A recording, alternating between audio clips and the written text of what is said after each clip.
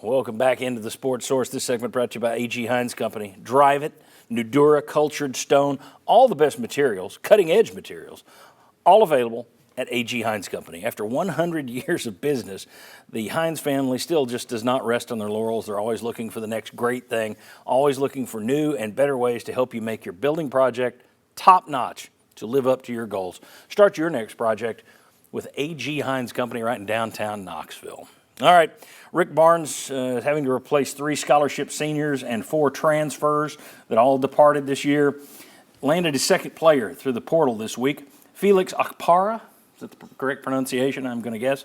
Okpara. I've heard people say it. I'm just not sure if that's right. Mm-hmm. Coming from Ohio State, he joins Hofstra guard Darlinston Dubar. Ryan, 6'11", 235. He should be a rim protector, blocked 83 shots last year.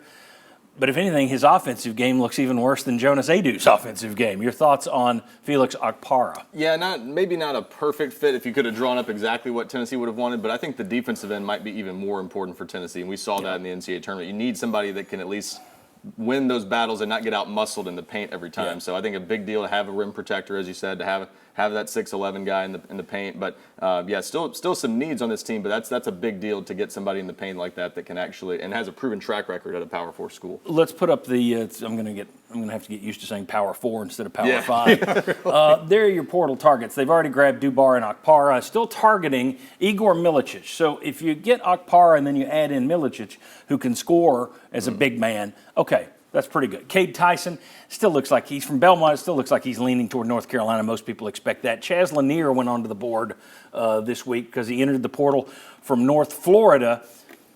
He's a guard, man. He shoots the lights out. Yeah. The issue with him is he had a do not contact. Was basically his message. He's picking, and he'll reach out to you. He doesn't want 10 million calls, apparently. Tennessee and Maryland appear to be the leaders there. Ryan, is that correct? Yeah, and it sounds like that do not contact tag might be partly because he's preparing for the draft. He wants to go through the draft process maybe before picking a school. So we'll see how that plays out, but I think that's going to be a little bit longer recruitment because of that. So that one may be a few weeks. But yeah, this nice couple additions there. I think Dubar and Okpara, and then you've got a really good chance at Milicic. So that's if you get those 3 alone, I mean that's a nice core to build around. By my count, though, you've still got 4 slots to fill, correct? Well, and the key though is I don't know that they will fill all of those spots. I think you're going to pick your spots because it's hard to bring in a 13th guy these days. Yeah, but boy, that'd be a lot of open scholarships. If you just bring in one more guy, you'll have 3 open scholarships. I think they'll try to get 4. I think they'll try to get up to 4 at least. But yeah, there's a chance they don't use certainly all of those spots, but they might leave a couple. Thoughts on what they got, thoughts on what they need? I think you need one more scoring option. You'd like to have a perimeter guy, but if you get the North Florida guard, I think you'd be okay there from a points per game standpoint.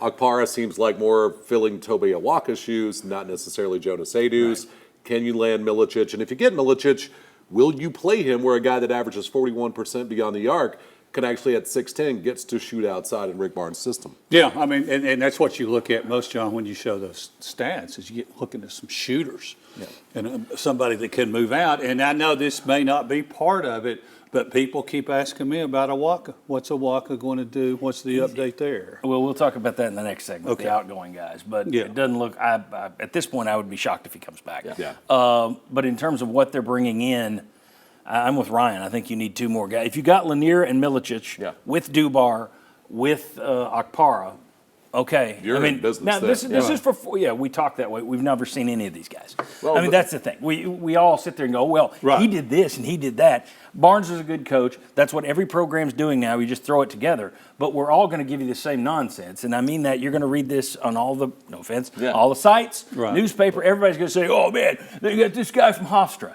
Who the hell watched Hofstra last year? So we're all just talking about degenerate. He averaged 14 points. Yeah, Ivan's watching. Yes, Ivan's next. But he's on the all-name team, right? He's on the all-name team. You have to remember, though, too, if you're bringing in 4 guys from the portal, one of those guys at least is probably not a starter. So you've got to make all the pieces fit, and that's the hard part about this. That's why you're not bringing in 5 or 6. You always wonder, is there somebody we may not know about? Is there somebody that's kind of on the fringe? There's nobody Ryan doesn't know about. You can follow his recruiting stuff at GoVols247.com, as a matter of fact. All right, when we come back, let's talk about Adu and Awaka, where they're going, and does that tell us something? Will West has a theory. We'll let him bring that out next. Coming back on the Sports Source.